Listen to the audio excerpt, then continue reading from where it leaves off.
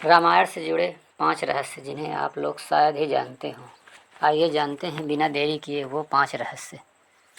आप सभी लोगों का हमारे चैनल नॉलेज ऑफ वर्ड 24 पर स्वागत है। पहला, वाल्मीकि से पहले लिखी थी हनुमान जी ने रामायण। जैसा कि हम सभी जानते हैं, वाल्मीकि ने रामायण ग्रंथ की रचना की थी। लेकिन आपको जानकर हैरानी होगी कि प्रभु श्री राम जी के अनन्य भक्त हनुमान जी ने राम कथा की रचना अपने नाखूनों से एक शिलालेख पर की थी। इस बात का पता जब वाल्मीकि को चला तो उन्होंने उस शिला को देखा और उस पर हनुमान जी द्वारा राम कथा का वर्णन देख वह हैरान हो गए।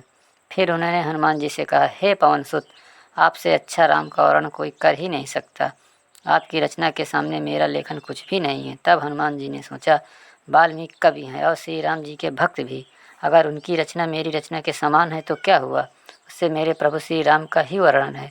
इसके बाद हनुमान जी ने अपनी लिखी हुई रामायण की शिला उठाई और उसे समुद्र में फेंक दिया और इतिहास के रामायण लिखने के लिए वाल्मीकि का नाम अमर हो गया। दूसरा, रामायण में से हुई गायत्री मंत्र की रचना। मित्रों, क्या आप जानते हैं रामायण में लिखे श्लोक से ही गायत्री मंत्र की रचना हुई है। अगर नहीं जानते तो आपको बता दें, महर्षि वाल्मीकि द्वारा रचित रामायण में 24,000 श्लोक हैं। हर 1,000 श्लोक से आने वाले पहले अक्षर से गायत्री मंत्र बनता है। इन्हीं 24 मंत्रों से गायत्री मंत्र की रचना हुई है।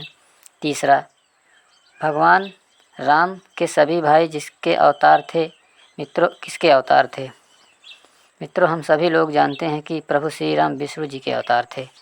और उनके तीनों भाई किसके अवतार थे? लक्ष्मण को भगवान विष्णु की शेषनाग का अवतार माना जाता है, जबकि भरत और शत्रुघ्न को क्रमशः भगवान विष्णु द्वारा हाथों में धारण किए जाने वाले सुदर्शन चक्र और शैल चक्र का अवतार माना जाता है। चौथा, राम की बहन शांता की कथा आप लोगों को नहीं जानते होंगे कि राजा दशरथ के 4 पुत्र थे, राम, लक्ष्मण, भरत और शत्रुघ्न।